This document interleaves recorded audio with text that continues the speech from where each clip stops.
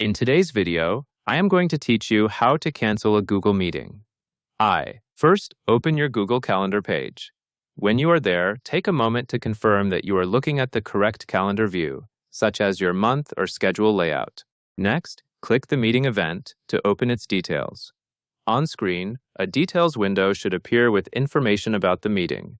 Look for details like the date, time, and any linked video or meeting options. After you have opened the meeting details window, click the trash can icon at the top of that window. You may see it next to other options, and it is typically clearly placed in the header area of the event details.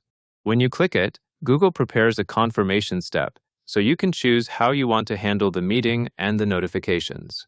Now, the next part is to confirm the deletion. Click Send on the pop-up box to email attendees and remove the video meeting from their view.